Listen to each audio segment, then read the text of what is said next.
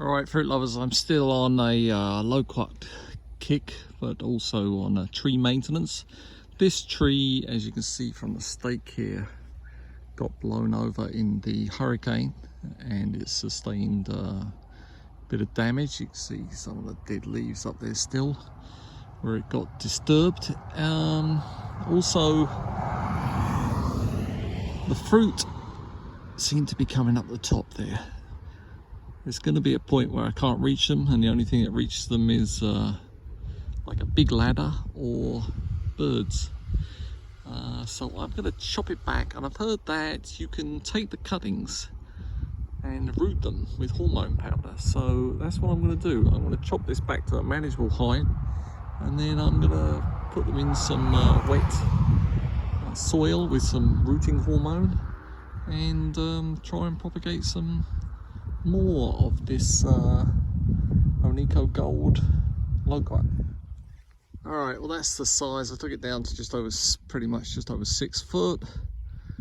I think I can handle that, have it push out. Normally you don't want to trim your tree more than 1/3 at any one time, but it looks like I took off a little bit more than that. But these were the taller branches, and now I'm going to put these into more manageable pieces. I'll chop them into smaller pieces because there's no way is it going to root with a big long piece, big thick piece like this. So we'll see, do the bigger pieces do better, do the smaller pieces do better? For now I'm going to chop them into smaller pieces, put them in a bucket of water, and then when I get time I'm gonna then put them in some pots of moist water after giving them rooting hormone. Okay, so this was a pretty large piece of chopped up into lots of different pieces, but these are very easy to tell. That's the top, but when you chop them into a stick, they're harder to tell which way is up. So what I do is I have the top with an angle and the bottom flat. So take this one here.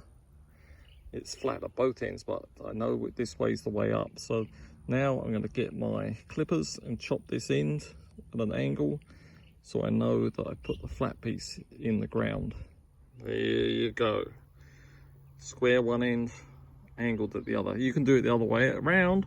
Just got to do the same method every time, so that you know which way goes in the ground. I do it flat goes in the ground, pointy goes up. And I'll do that with all of these so I know which one goes. So now if I put that in the bucket and it falls over and I'm like, oh my goodness, which way was the up way? I know, pointing up to the sky. Also the ones with the leaves, you might as well chop them off now because they're going to fall off anyway. They'll fall off, they'll fall into the bucket, and then they'll get all stinky. So you might as well take the leaves off now and just turn it back into a stick. Just keep going, take all these off.